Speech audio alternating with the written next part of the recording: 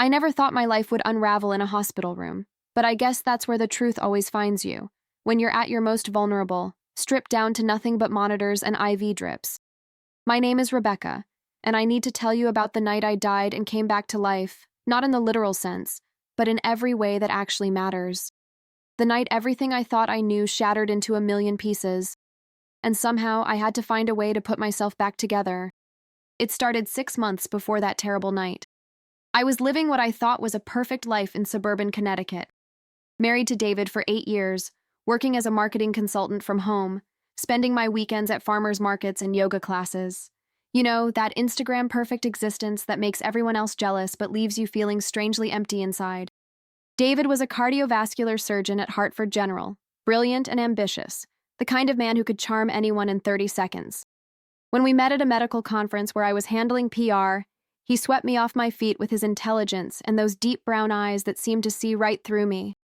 We got married within a year, and I thought I had won the lottery. But somewhere along the way, things had shifted. He started working longer hours, coming home later, smelling like expensive perfume that wasn't mine. I told myself it was nothing, that I was being paranoid, that successful surgeons work crazy hours and hospitals are full of people wearing perfume. I buried my suspicions under layers of denial because facing the truth seemed impossible. Then came the headaches. They started small, just annoying pressure behind my eyes that I blamed on too much screen time. But they got worse, accompanied by dizziness and moments where my vision would blur. I mentioned it to David one evening while he was distracted by his phone. Rebecca speaking. Honey, I've been getting these awful headaches. Maybe I should see someone. David speaking. You're probably just stressed. Take some ibuprofen and drink more water. He didn't even look up from his phone. That should have told me everything I needed to know, but I was still trying to believe in us. 3 weeks later, I collapsed in the kitchen while making dinner. One moment I was chopping vegetables for a stir-fry, the next I was on the floor, the room spinning around me like a terrible carnival ride. David wasn't home, of course. My neighbor, Mrs. Chen, heard the crash and found me. She called 911. I woke up in Hartford General, the same hospital where my husband saved lives every day. The irony wasn't lost on me. My head felt like it was splitting open, and the fluorescent lights made everything worse. A young resident named Dr. Patterson came in, kind eyes behind wire-rimmed glasses, and told me they needed to run some tests. Dr. Patterson speaking. Mrs. Morrison, your CT scan shows some concerning abnormalities. We need to do an MRI to get a clearer picture. The fear that gripped me then was primal. I asked for David, but they told me he was in surgery. I went through the MRI alone, trapped in that claustrophobic tube while it knocked and whirred around me, and all I could think was that I might be dying, and my husband didn't even know. The results came back the next morning. Dr. Patterson returned with an older doctor, Dr. Susan Walsh, the head of neurology. She had silver hair pulled back in a neat bun and a face that had seen too much suffering to sugarcoat anything. Dr. Walsh speaking. Rebecca, you have a brain aneurysm. It's located in a very delicate position, and it's larger than we'd like. We need to operate as soon as possible. The world tilted. I heard myself asking questions, but it was like listening to someone else speak. What were the risks? What were my chances? Could they fix it? Dr. Walsh speaking. The surgery is complex, but you're young and otherwise healthy. With the right surgeon, your survival rate is around 85%. Without surgery, if the aneurysm ruptures, your chances drop to less than 50%. 85% sounded good until I realized that meant 15% chance I wouldn't wake up. 15% chance that this conversation was happening in the last days of my life. That's when David finally showed up. He burst into my room still wearing his scrubs, looking appropriately concerned, and I felt a flood of relief. Maybe I had been wrong about everything. Maybe the distance between us was just stress, just life getting in the way, and this crisis would bring us back together. David speaking. Becca, my God, why didn't someone call me sooner? He held my hand, and I cried into his shoulder. He smelled like antiseptic and that same floral perfume, but I pushed the thought away. He spoke with Dr. Walsh, asking technical questions I didn't understand, nodding seriously. Then he turned to me with a smile I recognized from our wedding day. David speaking. I'm going to make sure you get the best care. Dr. Walsh is excellent, and I'll be monitoring everything personally. You're going to be fine. I believed him. I wanted so desperately to believe him. They scheduled the surgery for 3 days later. Those 72 hours were a strange limbo. David visited every day, bringing me magazines and flowers, holding my hand, telling me stories about his day. He seemed like the man I married again, attentive and loving, and I started to feel guilty for ever doubting him. My best friend Jessica came to visit on the second day. We'd been friends since college, and she knew me better than anyone. She sat on the edge of my hospital bed, her red curls bouncing as she shook her head. Jessica speaking. I don't trust him, Becca. I know you don't want to hear it right now, but something's off. Rebecca speaking. Jess, please. Not now. I need to focus on getting through this surgery. Jessica speaking. Fine, but I'm staying with you. I took time off work. I'll be here when you wake up. Her loyalty meant everything to me, even if I wouldn't admit it. The night before the surgery, I couldn't sleep. The hospital was never truly quiet, always beeping and footsteps and distant voices. I lay there thinking about my life, about all the things I hadn't done, places I hadn't seen. I thought about David and whether our marriage had ever been real or if I'd been living in a fantasy of my own creation. Around 2 a.m, a night nurse came in to check my vitals. Her name was Carmen, and she had a warm, maternal presence that made me feel safe. Carmen speaking. Can't sleep, honey? That's normal. Big day tomorrow. Rebecca speaking. I'm terrified. Carmen speaking. That's normal too. But you're strong. I can tell. You're going to get through this. I wanted to believe her. I held on to those words like a lifeline. The morning of the surgery arrived with institutional breakfast and too many consent forms. David showed up early, looking polished and professional. He kissed my forehead. David speaking. I'll be right there in the observation room. You're in the best hands. They wheeled me toward the operating room, and I watched the ceiling tiles pass above me, counting them like sheep. Jessica squeezed my hand until they made her let go. The anesthesiologist, a gentleman named Dr. Ramirez, told me to count backward from 10. I made it to 7. I don't remember the surgery itself, of course. But what I learned later about those hours would change everything. According to the surgical report I'd eventually see, the operation took 6 hours. Dr. Walsh worked with incredible precision, navigating around my brain with tools I couldn't even imagine. David did observe from the gallery, just like he promised. What he didn't tell me was that he wasn't alone. While I was unconscious, my skull open on an operating table, my husband was in the observation room with Melissa Harper. Melissa was a pharmaceutical sales representative who frequently visited the hospital, 28 years old, blonde, ambitious, everything I wasn't anymore. They'd been having an affair for 7 months, but I didn't know any of this yet. I woke up in recovery with a splitting headache, nausea, and the most intense confusion I'd ever experienced. Everything was foggy. I could hear people talking, but their words were soup. I felt hands on me, checking monitors, adjusting IV lines. I tried to open my eyes, but they felt glued shut. That's when I heard David's voice. He sounded close, maybe standing right next to my bed. Relief washed over me through the fog. He was there.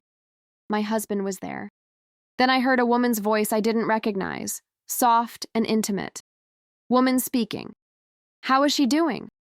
David speaking. Still sedated. She won't wake up for a while. Woman speaking. David, we need to talk about what happens next. David speaking. Not here. Let's go to my office. I tried to call out to him, to tell him I was awake, but nothing would work. My voice was trapped inside me. I heard footsteps moving away, the sound of a door opening and closing. Then silence, except for the machines keeping track of my broken body. I drifted in and out. Time became meaningless. Sometimes I felt people touching me, heard voices giving orders, but I couldn't respond. It was like being buried alive inside my own body. The next time I surfaced, it was dark. The room was dim, just the glow of monitors. I could move my fingers now, barely, and my eyes would open to slits. Everything hurt. My head felt like it had been cracked open and put back together wrong, which I guess it had. I heard voices in the hallway outside my room, David's voice, and that same woman from before. They were arguing in harsh whispers. Woman speaking. You promised me this would be over soon. David speaking. Melissa, please. This isn't the time. Melissa. So now I had a name for the voice, even if my foggy brain couldn't quite process what it meant. Melissa speaking. When is the time, David? You've been saying you'll leave her for months. Now she's had brain surgery and you're still making excuses. The words hit me like physical blows, even through the medication haze. Leave her. Leave me. My husband was planning to leave me and he'd been planning it while I was lying here with my head cut open. David speaking. Keep your voice down. Someone will hear. Melissa speaking. I don't care anymore. I'm tired of sneaking around, tired of being your secret. You said once she recovered from the surgery, you'd tell her. David speaking. And I will. But she just had brain surgery. I can't tell her now. Melissa speaking. You're such a coward. Their footsteps moved away, and I lay there in the dark, tears sliding down my temples into my hair. Every suspicion I'd pushed down, every excuse I'd made for him, every time I'd chosen to believe his lies, it all came crashing down on me with the weight of absolute truth. But I was too weak to do anything about it. I couldn't even call a nurse. I just lay there and cried silently until I passed out again. The next morning, Dr. Walsh came by during rounds. She seemed pleased with my progress. Dr. Walsh speaking. The surgery went very well, Rebecca. We were able to repair the aneurysm completely. You're going to need time to recover, but all signs point to a full recovery. Rebecca speaking. How long will I be here? My voice was raspy, barely recognizable as my own. Dr. Walsh speaking. At least another week in the hospital, then several weeks of careful rest at home. No stress, no strenuous activity. Your brain has been through significant trauma. No stress. Right. How was I supposed to avoid stress when my entire life was falling apart? David visited that afternoon, bringing more flowers. Yellow roses this time. They seemed like a mockery. David speaking. You look better today. How are you feeling? Rebecca speaking. Like someone cut my head open. I watched him carefully, looking for signs of guilt, of the man who'd been whispering with his mistress while I lay unconscious. But he just smiled sympathetically. David speaking. The pain will get better. You just need to rest and recover. Rebecca speaking. Will you be here? While I recover? Something flickered across his face, too fast to read. David speaking. Of course. I'll take care of you. The lie sat between us like a third person in the room. Jessica came by every day, bringing real food to supplement the hospital meals, magazines, gossip from the outside world. She was my anchor to reality. On the 4th day post-surgery, when David had left for evening rounds, I finally told her what I'd heard. Jessica speaking. That absolute bastard. Becca, I'm so sorry. Rebecca speaking. I don't know what to do. I'm lying here with staples in my head and my husband is planning to leave me for some pharmaceutical rep named Melissa. Jessica speaking. Do you want me to confront him? Rebecca speaking. No, not yet. I need to be stronger first. I need to be able to stand on my own feet. Jessica speaking, literally and figuratively. Rebecca speaking, exactly. That became my new goal. Not just recovering from brain surgery, but recovering enough to leave David before he could leave me. To take control of my own story, instead of being the victim in his. Physical therapy started the next day. A cheerful therapist named Marcus helped me relearn how to walk without feeling like the room was tilting.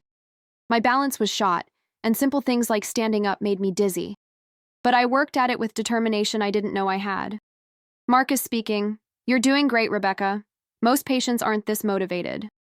Rebecca speaking. I have somewhere I need to be. I didn't tell him that somewhere was away from my husband. A week after surgery, Dr. Walsh cleared me to go home with strict instructions and a bag full of medications. David picked me up in his BMW, making small talk about the weather while I stared out the window. Everything looked different now, sharper and more real, like I'd been living my whole life slightly out of focus. Our house felt foreign when we pulled into the driveway. The perfect colonial with the perfect yard, the life I'd built with a man who was already 1 foot out the door. He helped me inside, settled me on the couch with pillows and blankets, brought me water and my medication. David speaking. I have to go back to the hospital for a few hours, but I'll be home for dinner. Call me if you need anything. Rebecca speaking. Sure. I watched him leave, then waited 30 minutes before I started searching. I needed proof. I needed to know exactly what I was dealing with. His home office was always locked, but I knew he kept a spare key in his toolbox in the garage. It took me 20 minutes to make it down the stairs to the garage, holding the railing with both hands, my head throbbing with every step. But I found the key. His computer was password protected, but David wasn't as clever as he thought. The password was our wedding date. The irony made me laugh, a harsh sound in the empty house. I found the emails within 5 minutes, hundreds of them, going back 7 months. Love letters, explicit messages, plans for their future together. Melissa talked about apartments she was looking at for them, about trips they'd take once he was free, about the life they'd build. And David's responses were everything I'd always wanted him to say to me. Passionate, romantic, vulnerable. He told her things he'd never told me, shared dreams and fears I didn't know he had. Reading them was like watching my marriage get autopsied, every lie laid bare. There was an email from 2 weeks before my collapse, before anyone knew about the aneurysm. David's email read, "I know I keep saying I'll tell her, but the timing never seems right. I love you, Melissa. I want to be with you. I'm just trying to find the least painful way to end things with Rebecca. The least painful way. How considerate of him." But it was another email, dated the day before my surgery, that made my blood run cold. David's email read, "The surgery is high risk. Dr. Walsh put survival at 85%, but complications can happen. If something goes wrong, if she doesn't make it, I know that sounds terrible, but it would solve everything. We could be together without the mess of a divorce." I read it 3 times, making sure I understood what I was seeing. My husband had been hoping I would die on the operating table. Not planning it, not actively trying to kill me, but hoping. Wishing. Seeing my potential death as a convenient solution to his relationship problems. I printed the email. My hands were shaking so badly I almost couldn't manage it, but I got it printed and hidden in my purse. Then I carefully cleared the browser history and locked his office back up. I made it back upstairs and onto the couch before the shaking turned to full-body tremors. I pulled the blanket over myself and stared at the ceiling, trying to process what I'd learned. My husband had hoped I would die, had maybe even been disappointed when I survived. That night, he came home with takeout from my favorite Italian restaurant. He was being so attentive, so caring, and all I could think about was that email. If she doesn't make it, it would solve everything. David speaking. "You're quiet tonight. How are you feeling?" Rebecca speaking. "Tired. The pain medication makes me foggy." David speaking. "That's normal. You should rest." I went to bed early claiming exhaustion, but really I just couldn't stand to be around him. I lay in our bedroom, in the bed we'd shared for 8 years, and planned my escape.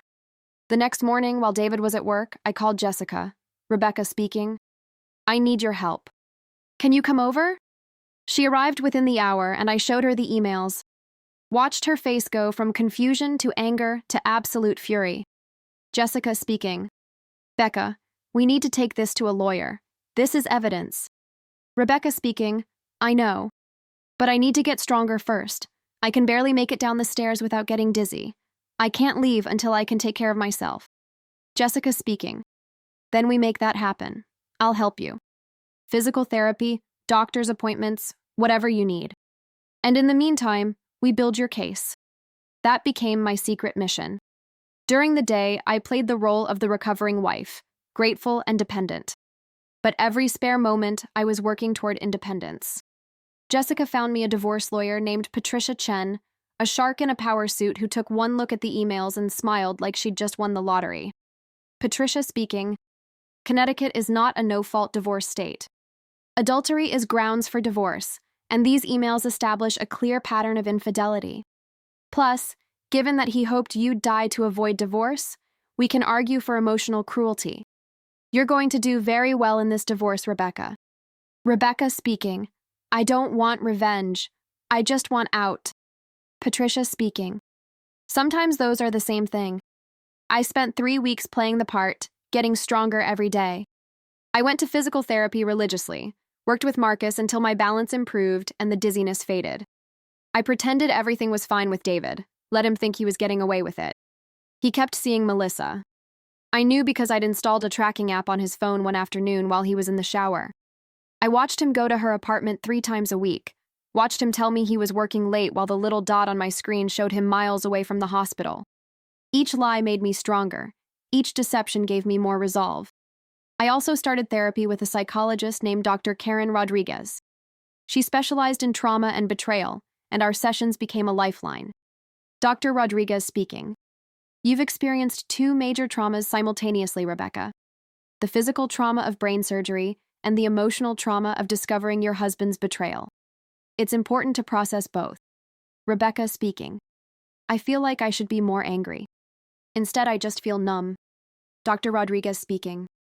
Numbness is a protective mechanism. Your mind is protecting you while you heal.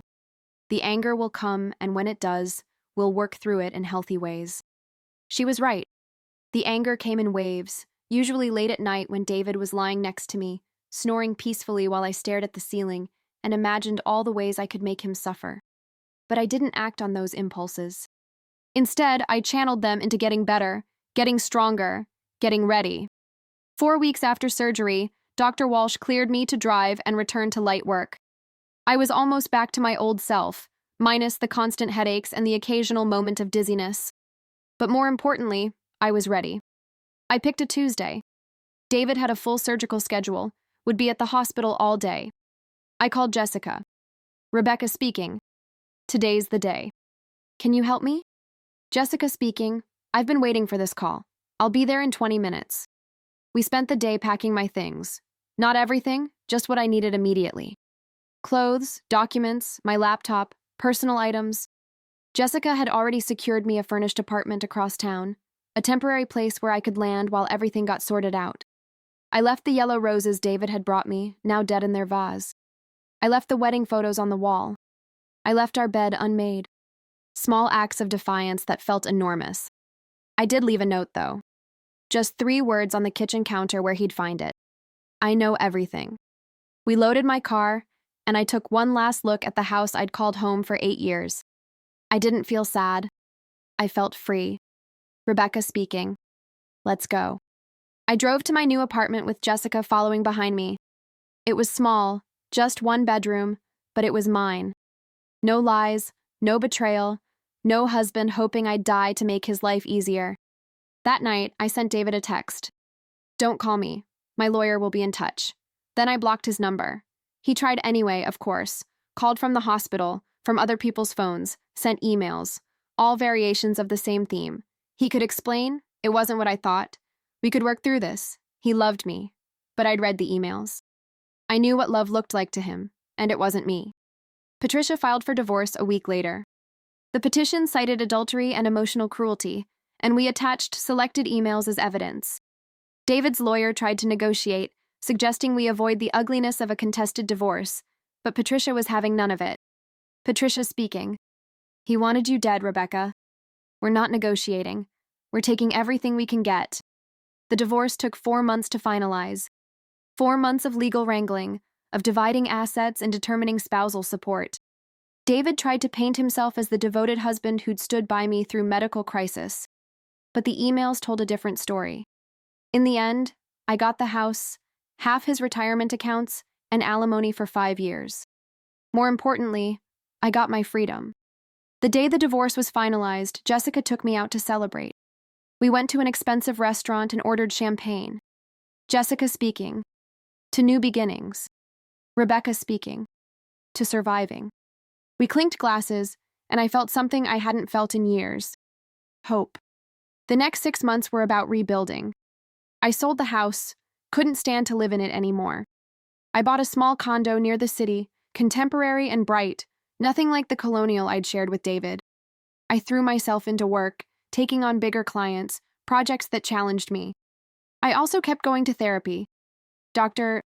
Rodriguez and I worked through the layers of betrayal, the complicated grief of losing someone who was still alive, the anger at wasted years. Dr. Rodriguez speaking. You're not the same person you were before the surgery. Trauma changes us, but how we respond to it defines us. Rebecca speaking. I feel like I died in that hospital and someone else woke up. Dr. Rodriguez speaking. Maybe that's not such a bad thing. The old Rebecca accepted less than she deserved. The new Rebecca knows her worth. She was right. The brain surgery had saved my life medically, but the betrayal had saved me in a different way. It had forced me to see reality clearly, to stop making excuses, to stop settling for crumbs of affection. I heard through the grapevine that David and Melissa got engaged 3 months after our divorce was final. I felt nothing when I learned that. No jealousy, no anger, just a mild curiosity about how long it would last before he got bored and found someone new. On the 1-year anniversary of my surgery, I went to see Dr. Walsh for a follow-up appointment. She reviewed my scans and declared me fully healed. Dr. Walsh speaking. Your brain has made a complete recovery, Rebecca. The aneurysm is gone, no sign of recurrence. You're healthy. Rebecca speaking. Thank you for saving my life. Dr. Walsh speaking. You saved your own life. You fought for it, recovered from it, and built something new. That takes courage most people don't have. I left her office and drove to the park where I used to walk before everything happened. It was fall, the leaves turning gold and red, the air crisp and clean. I sat on a bench and thought about everything that had led me here. A year ago, I was lying in a hospital bed, barely conscious, listening to my husband hope I wouldn't survive. Now I was here, alive, free, stronger than I'd ever been. The journey had been brutal, but it had also been necessary. I thought about the Rebecca who'd ignored the warning signs, who'd made excuses for David's distance, who'd convinced herself that everything was fine. That woman had died on the operating table, and I was glad. She deserved better than what she'd accepted.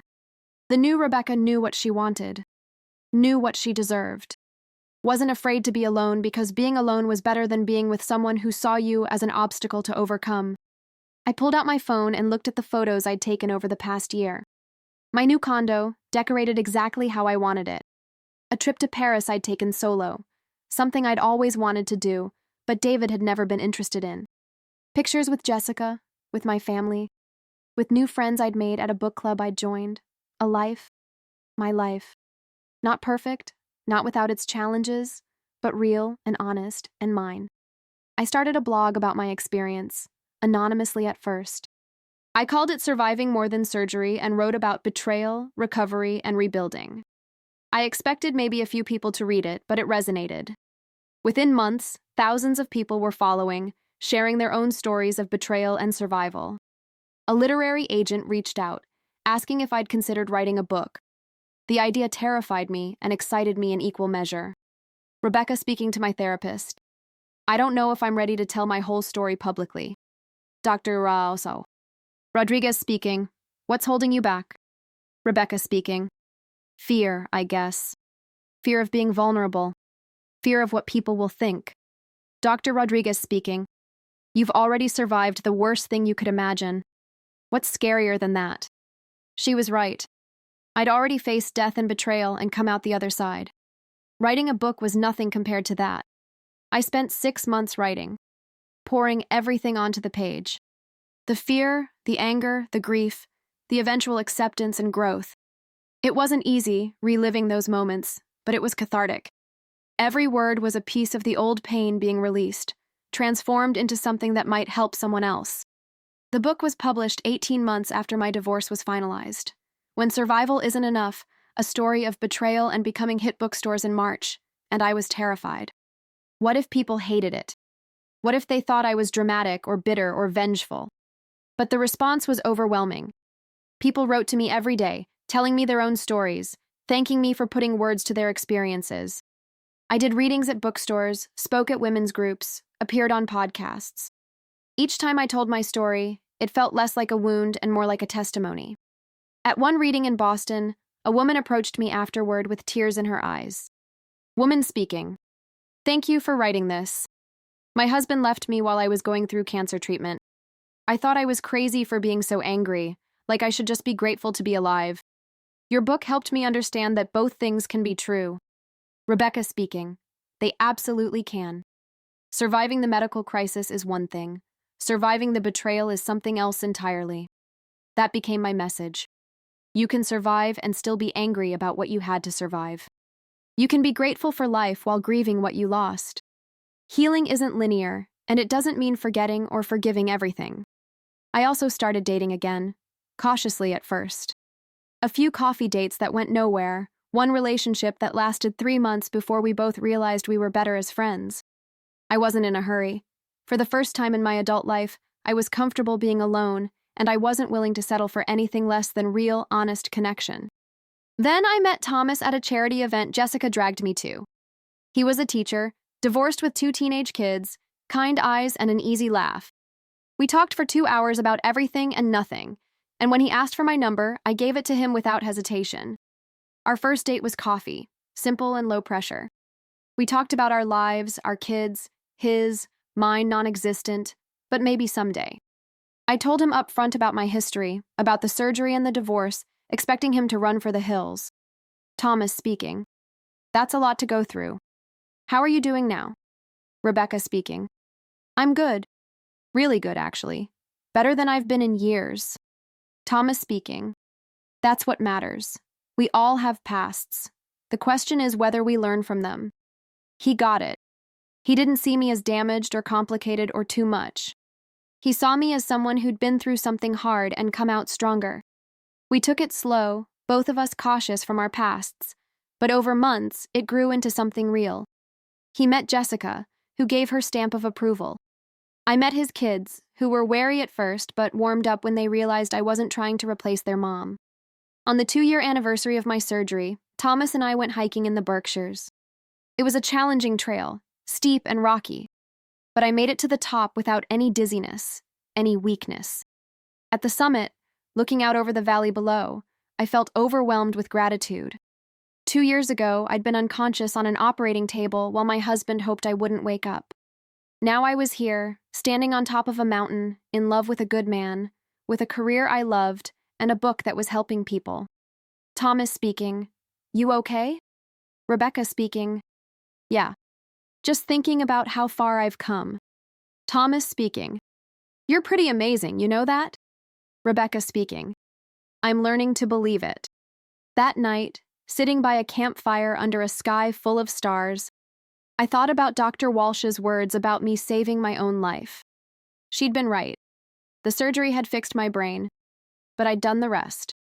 I'd chosen to leave, to heal, to rebuild, to trust again. I'd chosen to survive not just the aneurysm, but everything that came after. My book became a bestseller, which still felt surreal every time I thought about it. I was invited to speak at medical conferences about the patient experience, at women's retreats about resilience, at universities about overcoming trauma.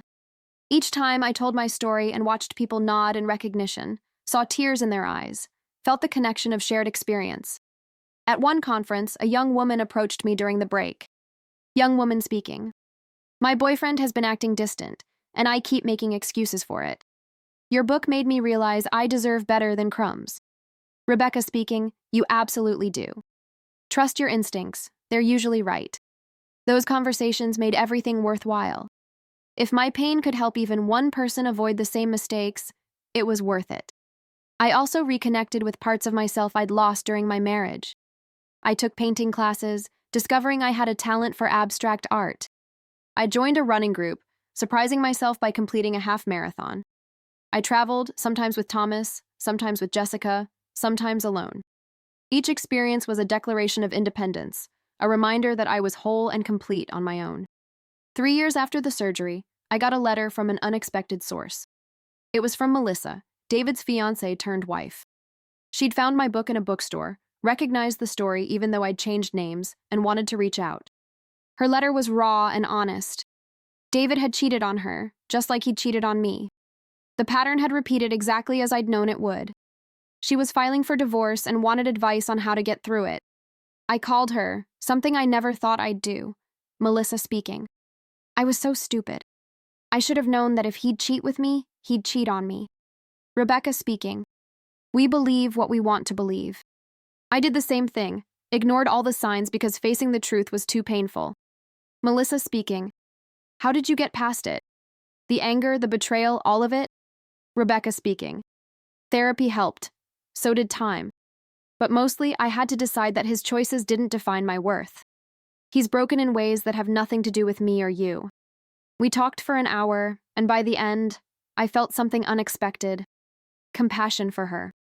She'd been just as deceived as I had, just in a different way. We weren't friends, but we weren't enemies either. We were two women who'd both learned the same painful lesson about the same man. After we hung up, Thomas asked me how I felt about the conversation. Thomas speaking. That must have been strange, talking to her. Rebecca speaking. It was. But also kind of healing. I don't hate her. I don't even hate David anymore. I just feel sorry for both of them. Thomas speaking. That's growth right there. He was right. The fact that I could feel compassion instead of rage meant I'd truly healed. As I write this, it's been 5 years since my surgery. 5 years since I lay in that hospital bed and heard my husband hoping I wouldn't survive. Sometimes it feels like a lifetime ago. Sometimes like yesterday. I'm 42 now, and my life looks nothing like I thought it would at this age. I'm not in the perfect marriage, in the perfect house, living the perfect suburban life. Instead, I'm in a relationship with a man who sees me, really sees me, and loves what he finds. I have work that matters, friends who support me, and a relationship with myself that's stronger than it's ever been. The scar from my surgery is still there, hidden under my hair but present when I touch it. Sometimes I trace it with my fingers, remembering everything it represents. Death and rebirth, betrayal and survival, the end of one life and the beginning of another. People often ask me if I'm glad it happened, if I'd go back and change things if I could. It's a complicated question. I wouldn't wish brain surgery or betrayal on anyone. The pain was immense, the recovery brutal, the emotional cost almost unbearable. But would I trade who I am now for who I was then? Never. The old Rebecca was asleep, going through the motions, accepting less than she deserved. The new Rebecca is awake, alive, aware of her own strength and resilience. She knows that survival isn't just about staying alive, it's about choosing to live fully and authentically. I think about that night in the hospital sometimes, overhearing David and Melissa in the hallway, learning the truth about my marriage while I was too weak to even open my eyes. At the time, it felt like the worst moment of my life. Now I see it as the beginning of my real life. Because sometimes you have to lose everything to discover what you're really made of. Sometimes you have to die, metaphorically speaking, to learn how to truly live. My aneurysm could have killed me. David's betrayal could have destroyed me. But I survived both, and in surviving, I found myself. That's the story I tell when people ask about my book, about my journey, about how I got from there to here. It's not a fairy tale. There's no magical happy ending where everything is perfect. Life is still hard sometimes. I still have bad days, moments of doubt, times when the old fears creep back in. But I also have good days. Great days.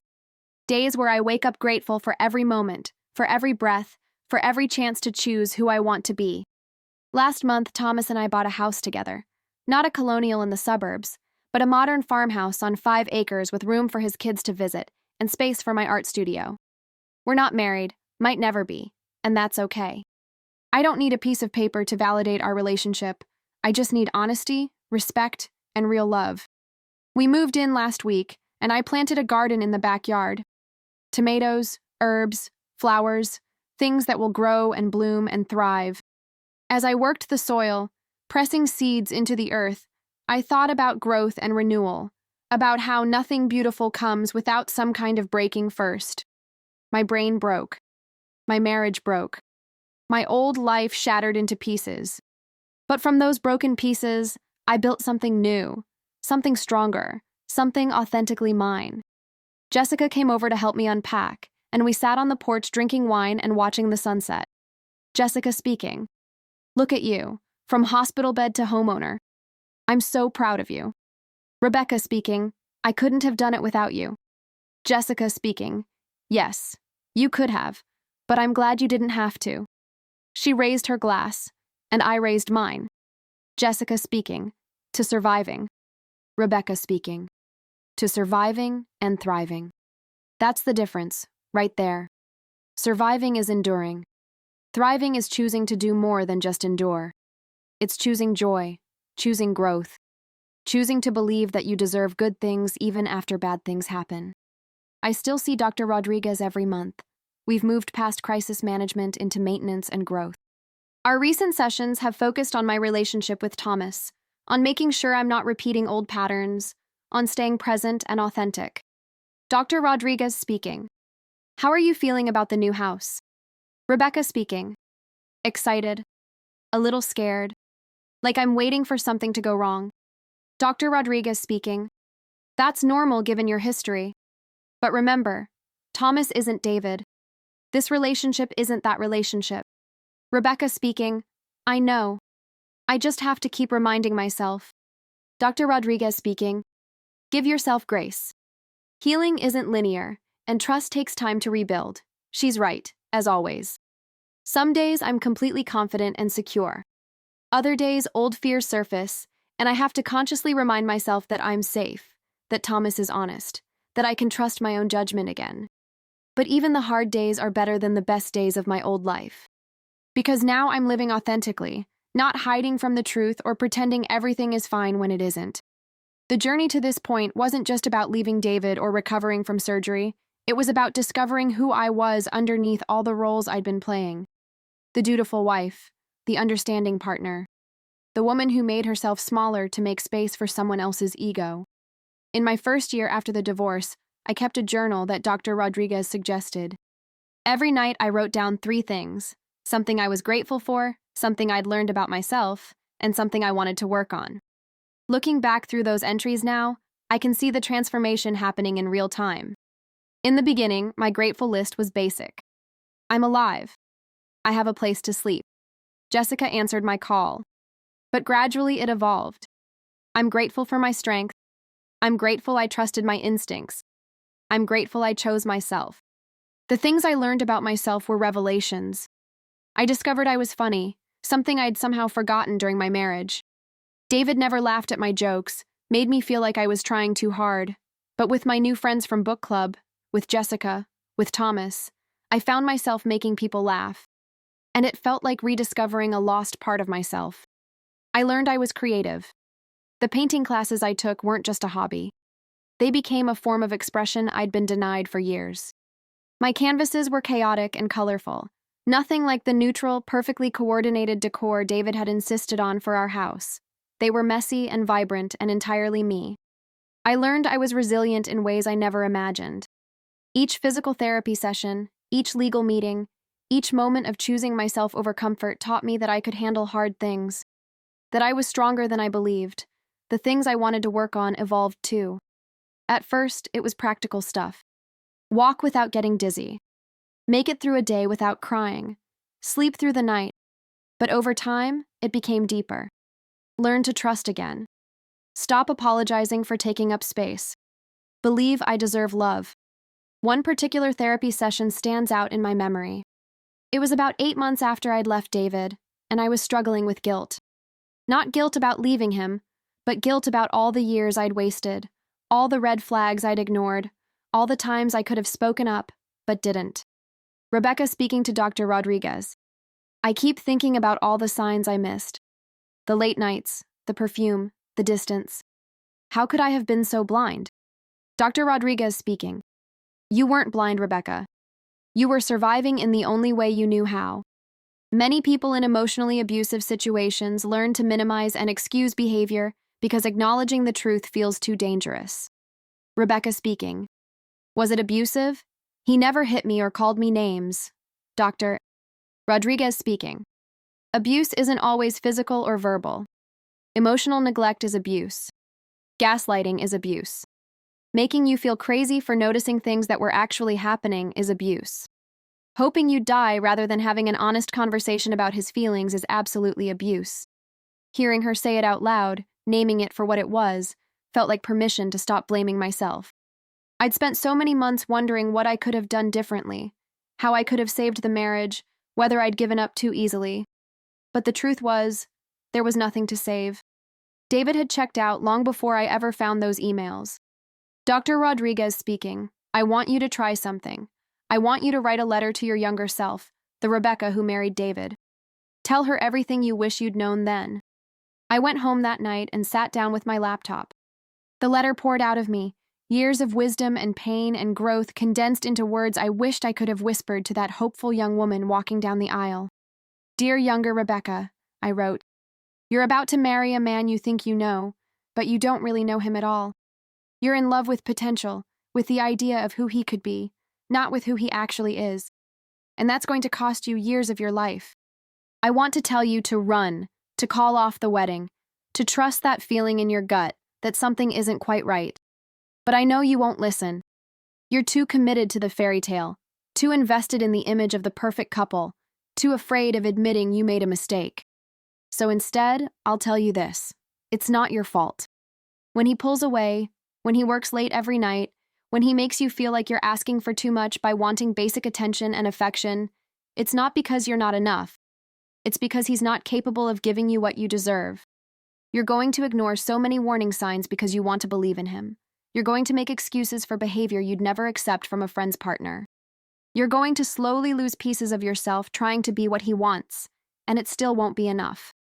And then you're going to get sick, really sick, and you're going to learn that the man you've been protecting and defending and making excuses for was hoping you'd die so he wouldn't have to divorce you.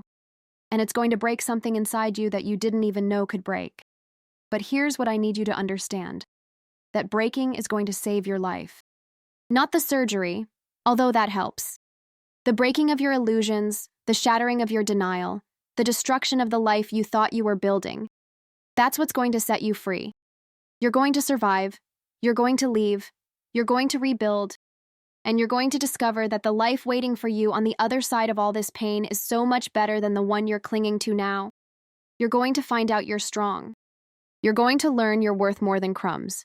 You're going to realize that being alone is better than being with someone who makes you feel alone. And eventually, when you're ready, you're going to meet someone who sees you, really sees you, and you're going to understand the difference between settling and choosing, between accepting and deserving, between surviving and thriving. So I can't tell you to run, because you need to walk this path to become who you're meant to be. But I can tell you that you're going to make it. And on the other side of all this pain, you're going to be more yourself than you've ever been. Trust yourself.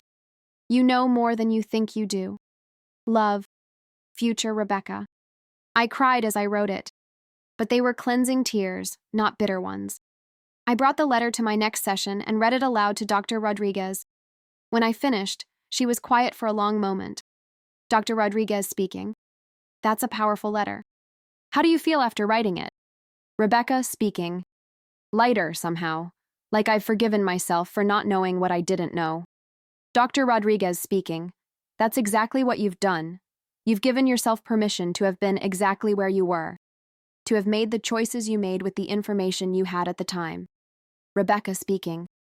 I spent so long being angry at myself for staying, for not seeing it sooner, for wasting all those years. Dr. Rodriguez speaking. Those years weren't wasted, Rebecca. They taught you what you don't want. They showed you what you deserve. They made you into the woman who was strong enough to leave when you finally knew the truth. She was right, though it took me time to fully believe it. Every experience, even the painful ones, had shaped me. The years with David had taught me red flags to watch for, boundaries to maintain, standards to uphold. They'd taught me that love should make you feel more like yourself, not less. That a partner should celebrate your strength, not feel threatened by it. As I continued healing, I noticed patterns in my own behavior that I needed to address. I had a tendency to over-explain myself, to apologize for things that weren't my fault, to make myself small in conversations. These were all habits I developed during my marriage, ways of trying to avoid conflict or keep the peace. Thomas noticed it one evening when we were deciding on dinner plans. Thomas speaking. What do you want to eat? Rebecca speaking. Oh, I don't know. Whatever you want is fine. I'm not picky. We can do whatever. I mean, I had Chinese last week, but if you want Chinese, that's totally fine. Or Italian. I like Italian too. Really, anything is good. Thomas speaking. Becca, stop. What do you actually want? Rebecca speaking. I just said anything is fine. Thomas speaking. No, you gave me a dissertation on why you don't have preferences. That's not the same as actually telling me what you want. Do you want Chinese or Italian? I paused, really thinking about it instead of just defaulting to whatever would make him happy. Rebecca speaking. Italian. I want Italian. Thomas speaking. Was that so hard? Rebecca speaking. Apparently yes. I'm working on it. Thomas speaking. I know you are, and I appreciate that you're trying. But I need you to know that having opinions and preferences doesn't make you difficult. It makes you human. I want to know what you want. Those small moments of unlearning old patterns were just as important as the big dramatic moments of leaving and rebuilding. They were the daily work of becoming someone who valued herself enough to take up space. I also had to work through my relationship with trust. After David, I found myself questioning everything. If I could be so wrong about someone I married, how could I trust my judgment about anyone? It made me hesitant to get close to people, always waiting for the other shoe to drop. With Thomas, this manifested in ways that weren't always fair to him. If he was 10 minutes late, I'd spiral into panic, convinced he was cheating. If he didn't text back immediately, I'd assume he was with someone else. If he seemed distracted, I'd interrogate him about what he was thinking. He was patient with me, understanding that these reactions weren't really about him, but about trauma I was still processing. But there was one night when he gently called me out on it. We'd had plans for dinner, and he'd gotten stuck at school dealing with a parent conference that ran long. He texted me to let me know, but I'd already spiraled into full panic mode by the time he arrived, 40 minutes late. Rebecca speaking. Where were you? Thomas speaking. I told you. Parent conference. Ms. Chen wanted to discuss her son's behavior issues, and it took longer than I expected. Rebecca speaking. You were really at school? Thomas speaking. Yes, Becca. I was at school. You can call the front office if you want to verify. Rebecca speaking. I'm sorry. I got worried when you were late, and then I started thinking about David and Melissa, and I know you're not David, but my brain just went there. Thomas sat down next to me and took my hands. Thomas speaking. Becca, I love you. I love you, and I understand that David hurt you deeply, and that trauma doesn't just go away. But I need you to hear me when I say this. I'm not going anywhere. I'm not cheating on you. I'm not lying to you. When I say I'm at school, I'm at school. When I say I love you, I love you. Rebecca speaking. I know that in my head. It's just hard to make my heart believe it sometimes. Thomas speaking. Then we work on it together. But you have to let me in. You have to tell me when you're spiraling instead of just attacking me when I walk in the door. Because I can handle your fear and your trauma, but I can't handle being treated like I'm guilty of crimes I didn't commit.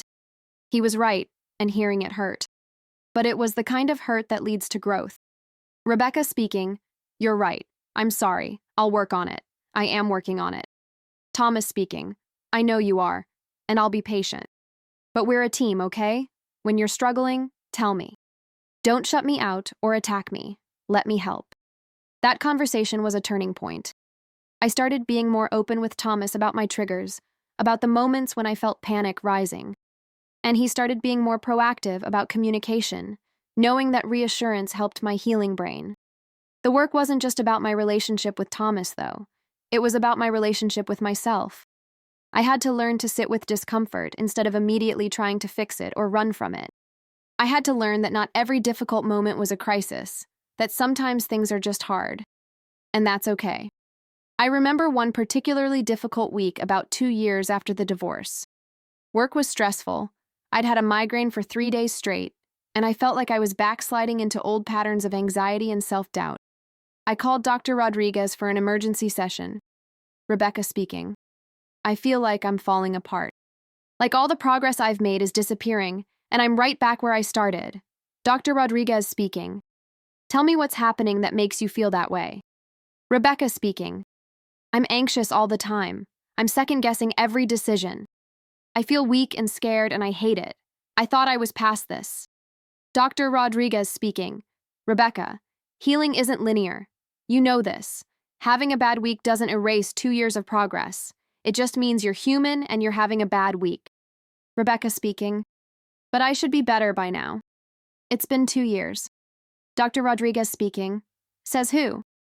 Who decided that 2 years is the magic number for being completely healed from a decade of emotional neglect and medical trauma? Rebecca speaking. I don't know. I just thought I'd be further along. Dr. Rodriguez speaking. You're exactly where you need to be. And having moments of struggle doesn't mean you're failing. It means you're alive and processing and continuing to heal. Progress isn't about never having bad days. It's about knowing you can get through them. Her words helped, but what really helped was what she said next. Dr. Rodriguez speaking. I want you to think about Rebecca from 2 years ago. The one who just left David, who could barely walk without getting dizzy, who cried herself to sleep every night. Could she have handled this week? Rebecca speaking. Probably not.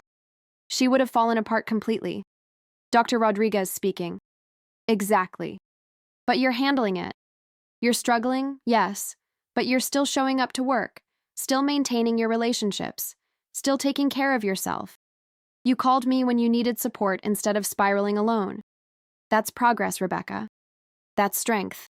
She was right. I was comparing myself to some imaginary perfect version of healing instead of acknowledging how far I'd actually come.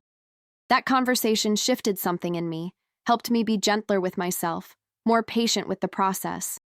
My second book comes out next month. This one isn't about my story, but about the stories of dozens of women I've interviewed over the past 2 years.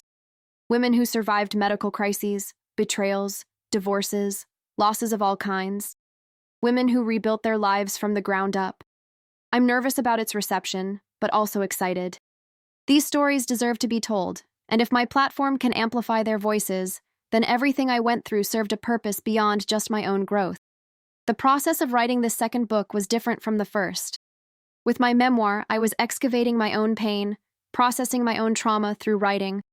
But with this anthology of survival stories, I was holding space for other people's pain, bearing witness to their journeys, finding the threads that connected us all. I interviewed women across the country. There was Margaret, a 62-year-old grandmother who'd left her husband of 40 years after he gambled away their retirement savings. There was Yolanda, a 29-year-old who survived a traumatic brain injury from a car accident and had to relearn how to walk and talk. There was Chen, who discovered her wife's affair while she was recovering from breast cancer. There was Aisha, whose husband left her 3 weeks after she gave birth to their premature twins. Each story was different, but the core was the same. Life had broken them in some fundamental way, and they'd chosen to rebuild. They'd chosen themselves. They'd chosen to survive and then to thrive. Conducting these interviews changed me. I thought I understood resilience after my own journey, but hearing these women's stories showed me the infinite variations of human strength. Margaret talked about starting over at 62, going back to work as a grocery store clerk after being a stay-at-home mom for decades, rebuilding her retirement one paycheck at a time. Her courage was staggering. Margaret speaking during our interview, people kept telling me I was too old to start over, that I should just forgive him and take him back because what else was I going to do at my age? But I looked at those numbers, saw 0 where our future should have been, and I thought, I deserve better than this. Even at 62. Her words echoed my own thoughts so perfectly. Age, illness, circumstances, none of it erased our fundamental worth, our right to demand better, to expect honesty and respect and love. Yolanda's story was particularly powerful because it paralleled mine in some ways. She'd also woken up in a hospital with her life irrevocably changed. But unlike me, she'd had a supportive partner who stayed by her side through months of grueling rehabilitation. Yolanda speaking. When I couldn't remember my own name, when I had to learn to use a spoon again like a toddler. Marcus was there. He'd read to me, play music I used to love, show me pictures of our life together. He helped me remember who I was, Rebecca speaking. That must have been incredible having that support. Yolanda speaking. It was. But you know what? I also had to learn to believe I was worth that support. The old me would have told him to leave, that I was too much trouble, that he deserved someone whole. The new me understands that I am whole, just different. Her perspective shifted something in me. I'd spent so much time feeling like David's abandonment said something about my worth, but really it just said something about his capacity to love. Thomas's presence in my life now wasn't about him rescuing me or fixing me. It was about him seeing me and choosing me, and me believing I was worth that choice. Chen's story was heartbreaking and enraging in equal measure. Her wife had started an affair with a co-worker while Chen was going through chemotherapy. When Chen confronted her, her wife actually said she felt neglected because Chen was too sick to pay attention to her needs. Chen speaking. Can you believe that? I'm literally fighting for my life, and she's complaining that I'm not emotionally available enough. Like my cancer was an inconvenience to her dating life. Rebecca speaking. How did you respond to that? Chen speaking. I told her to get out. Right then. I didn't care that I could barely stand up, that I needed help showering, that I had no idea how I'd manage alone. I looked at her and realized that being alone would be easier than being with someone who saw my suffering as a personal attack. Rebecca speaking. Were you able to manage alone? Chen speaking. Not really. My sister moved in with me. My mom helped. Friends showed up in ways I never expected. I learned that there's a difference between being alone and being lonely. I was married and desperately lonely. After I kicked her out, I was alone but surrounded by love. Her words resonated deeply.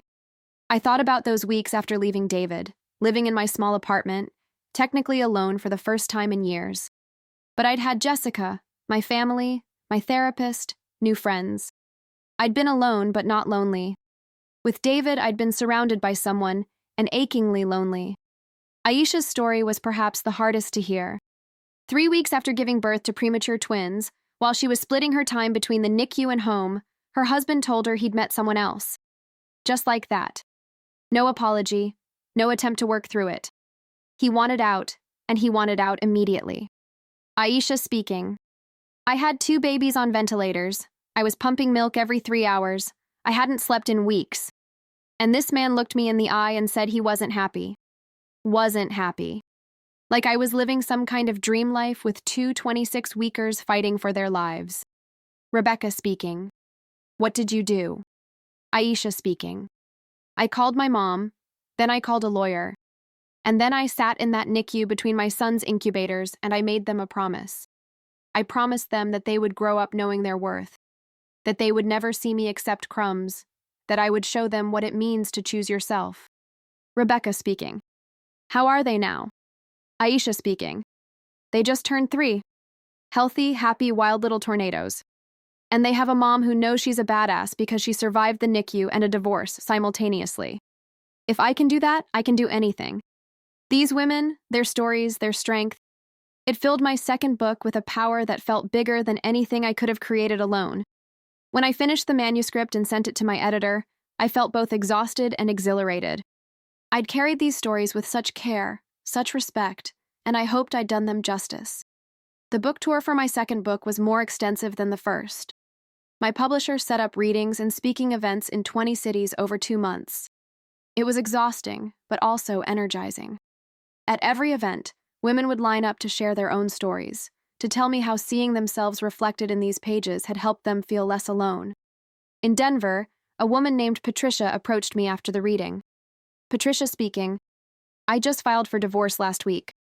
My husband cheated, and everyone keeps telling me to forgive him, to think about the kids, to give him another chance.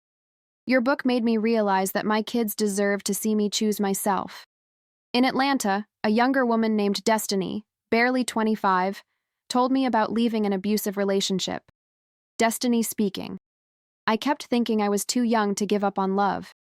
But your book helped me understand that staying in something that hurts you isn't love. Walking away is love. For myself. In San Francisco, an older woman named Ruth, probably in her 70s, waited until everyone else had left. Ruth speaking. I stayed for 53 years. 53 years of knowing he was unfaithful, of making excuses, of pretending. He died last year, and everyone keeps telling me how lucky I was to have him for so long. Reading your book, I finally let myself feel angry about all those wasted years. Thank you for that permission. Rebecca speaking. You're not alone in that anger. It's valid. All of it. Ruth speaking. At my age, people think I should just be grateful for what I had. But you know what? I'm 74 years old, and I'm finally figuring out who I am without him. Better late than never, right? Rebecca speaking. Absolutely. It's never too late to choose yourself. These conversations reminded me why I did this work, why I'd chosen to make my pain public. If my story and the stories of these incredible women could help even one person leave sooner, heal faster, believe in themselves more, it was worth every uncomfortable moment of vulnerability. Last week, I got an email from a hospital in Seattle asking me to speak at their annual conference for medical professionals. They want me to talk about the patient experience, about how doctors and nurses can better support people going through medical trauma and personal crises simultaneously. I said yes immediately. Because if my story can help medical professionals understand what patients go through beyond the physical, if it can make them more aware of the emotional and psychological toll of illness, then that's meaningful work. Dr. Walsh reached out recently too, asking if I'd be willing to speak to her neurology residents about patient care. We met for coffee, and she told me something I didn't know. Dr. Walsh speaking. That night after your surgery, I overheard David and Melissa talking. I didn't know who she was at the time, but I knew something was off. I made a note in your chart to keep an eye on your emotional well-being. Rebecca speaking. You knew? Dr. Walsh speaking. I suspected. And when you came back for your follow-up appointments after the divorce, I was proud of you for choosing yourself. It meant more than I could express, knowing that someone had been paying attention, that my struggle hadn't gone completely unseen. Sometimes I wonder what would have happened if I hadn't overheard David and Melissa that night. Would I have gone on believing his lies? Would I have stayed in a marriage that was already over? Would I have kept making excuses and accepting crumbs? Maybe. Probably. I was very good at denial back then, but I did overhear them. I did learn the truth. And that knowledge, as painful as it was, set me free. I'm writing this final section sitting in my new home office, windows overlooking the garden I planted. Thomas downstairs making dinner. The sun is setting, painting the sky in shades of orange and pink. And I feel content in a way I never did before. This is what the other side of survival looks like. It's not perfect. It's not without scars or complications or occasional moments of fear. But it's real. It's honest. It's mine. To anyone reading this who's going through their own version of what I went through, who's lying in a hospital bed or going through a divorce or rebuilding their life from scratch, I want you to know this. You will survive. Not just in the sense of staying alive, but in the sense of truly living again. It won't be easy. There will be days when you want to give up, when the weight of everything feels too heavy to carry. There will be setbacks and disappointments and moments when you question whether you made the right choices. But keep going. Keep choosing yourself. Keep believing that you deserve better than what hurt you. Because you do. You absolutely do. And one day you'll wake up and realize that you're not just surviving anymore. You're thriving. You're whole. You're exactly who you were always meant to be. That's the gift hidden inside the trauma. The person you become through the process of healing and rebuilding is often stronger, wiser, more compassionate than the person you were before. I wouldn't have chosen this path. If someone had told me 5 years ago that I'd have brain surgery and get divorced and rebuild my entire life, I would have been terrified. But now, looking back, I can see how every painful moment led me here, to this life, to this version of myself. And I like who I am now. I respect who I am now. I'm proud of who I am now. That's worth more than any perfect-looking marriage or picture-perfect life could ever be. So this is my story. From the hospital bed where I overheard my husband hoping I wouldn't survive, to the home I share with a man who celebrates my survival every day. From the woman who accepted betrayal as her normal, to the woman who demands honesty and respect as her baseline. From surviving to thriving, from broken to whole, from lost to found. This is what's possible when you choose yourself, when you refuse to settle, when you believe that you deserve a life that's real and honest and full of love. This is what happens when you survive not just the crisis, but everything that comes after. This is what it looks like to live.